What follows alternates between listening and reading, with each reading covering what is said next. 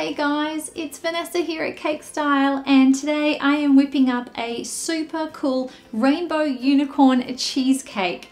I haven't done a recipe in a little while for you guys, but I wanted to make it extra special and make it kind of fun and cool. So I have added a unicorn horn, I have some gorgeous fairy floss hair, and this rainbow cheesecake is not only gorgeous, but it's baked, so it tastes absolutely delicious. I love this recipe and I'm excited to share it with you guys. So I want to start off by making that horn. So I've gone ahead and I've got 2 pieces here of just some yellow modeling chocolate. I'll add the details for the recipe down below for you. I'm going to roll both of them out until they make a really long horn shape. And then I want to wrap them together. And this is how we get the really twisty effect. Keep turning and then rolling it again. Then trim it up. Pat down the edge and insert a skewer into it. Now I'm resting it on a soft smooth pad and I'm going to add some gold shimmer to it. So I have some clear alcohol and just some gold. I'm going to start by applying a little bit of a coat all over with a paintbrush. And then I'm going to take a new paintbrush and dry brush it, and that's what's going to give it this really sparkly look. And just allow this to rest. Now this can be done straight away. You don't have to wait for days and days like fondant to set. Because it's modeling chocolate, you can always just pop it into the fridge if you need it to firm up a little. Now you want to take a 9-inch springform pan. If you don't have one, this Fat Daddy-O is probably one of the best cake pan buys ever. It doesn't allow water in near as much as regular springform pans. So this is really, really helpful, and I will add the details for you in the description box below if you want to get the same one as me. Now you want to wrap the sides of this pan with foil to make sure that there is absolutely no water getting in. Now I'm going to take my cookies and I'm going to churn them up in a little food processor. I'm using 2 different kinds of biscuits. I have just some plain and I have some butternut snap, which are delicious and they smell amazing. You can also use graham crackers or something with more cinnamon in it. That would be amazing as well. And then add in some softened butter and let it churn again. Now I'm going to take some parchment paper and just fold it in half and then in half again, and I'm going to cut out a circle, really nice and easy, and place this into the bottom of my pan. And now taking a spatula, I'm just going to press it down into the pan and then bake that at 350 degrees Fahrenheit or 175 degrees Celsius for about 10 minutes. While that's cooling, you can get out your other ingredients to start making this delicious filling.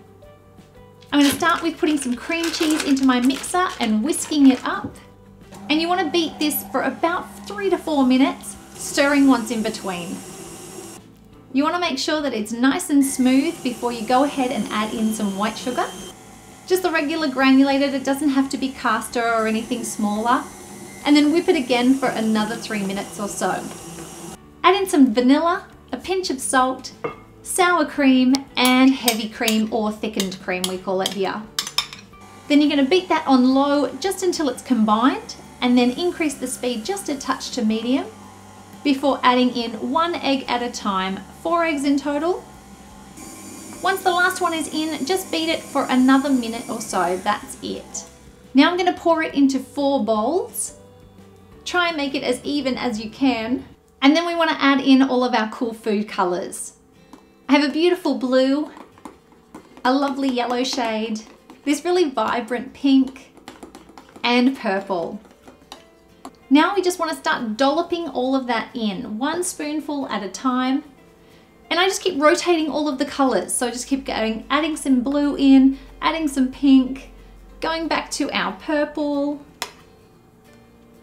and adding some splashes of yellow. I love adding all of these colours. It's so cute and so adorable, and the colours stay really vibrant in a cheesecake. And then I want to take the back of one of my spoons and swirl it around. While that's been happening, I've been boiling my jug so that I can create a hot water bath for this cheesecake. You want to fill up a roasting pan with about 1 inch worth of boiling water. Now you want to pop this entire thing into the oven for 1.5 hours.